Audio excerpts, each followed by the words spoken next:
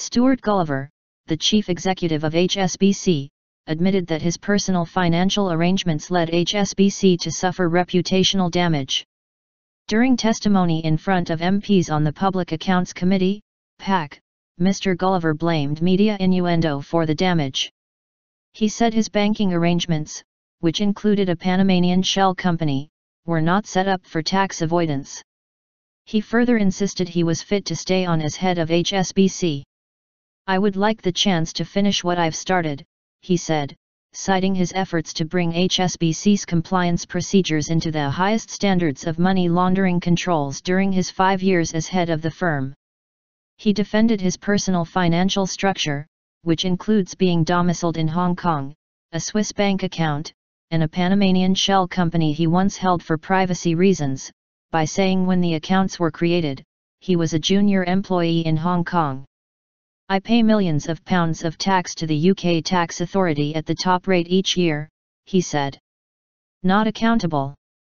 Information about some 30,000 accounts at the Swiss private bank were leaked in 2007 to French tax officials who passed it on to the UK tax authorities, HMRC. The tax evasion at the bank came to light in February, when the documents leaked by whistleblower Hervé Falciani were obtained by the French newspaper Le Monde. In a joint investigation, the documents were then passed on to the International Consortium of Investigative Journalists, the Guardian newspaper, the BBC's Panorama and more than 50 media outlets around the world. MPs were harsh in their questioning, insisting that HSBC executives should be held responsible and fired. "Either you're completely incompetent in your oversight duties or you knew about it," said Margaret Hodge, chair of the PAC. "I don't believe you didn't know," she added. Ms. Hodge had sharp words for Chris Mears, the former head of HSBC's private banking division, about his role.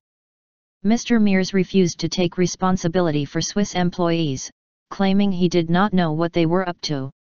Although he acknowledged he was fairly responsible for employees in global private banking, he attributed the lax oversight to control failings. He added he was unaware of clients taking bricks of millions of pounds of cash out of the HSBC private bank in Switzerland. He attempted to refute claims from MPs that he was being pushed to be the fall guy for HSBC's tax avoidance behavior. 2 weeks ago, HSBC's chairman, Douglas Flint, appeared to blame Mr. Mears for alleged collusion between the Swiss private banking division and its clients to evade tax. Mr. Flint told MPs on the Treasury Committee Mr. Mears and Clive Bannister, who was boss of HSBC's private banking operations until 2006, certainly bear fairly direct responsibility for what went on in the private bank during their stewardship. No common sense. BBC Trust boss Rona Fairhead also defended her role at HSBC, where she was chair of its audit committee until 2010 and led the bank's risk committee following that. She is currently chair of HSBC's North American division, and has been a member of the bank's board since 2004. She took over as the chair of the BBC Trust last year. Ms. Fairhead said HSBC had the proper structures in place while she was in charge of the audit committee, but the realities of the banking industry changed.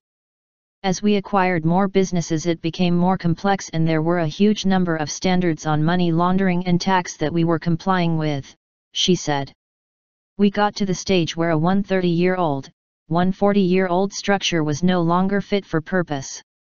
She said the board relied on information from local managers, and blamed Swiss employees for lax oversight. In response, Ms. Hodge chastised Mrs. Fairhead and Mr. Mears, saying the bank's procedures were rich in bureaucracy and short of common sense. "When things go wrong in the public sector on your watch, you resign. No one has deigned to accept responsibility," she added, saying that Ms. Fairhead's performance at HSBC raised serious questions about her current position as chair of the BBC Trust. "I think the government should sack you," she said. HSBC has been involved in a range of banking scandals, including foreign exchange manipulation and rigging of international interest rate benchmarks.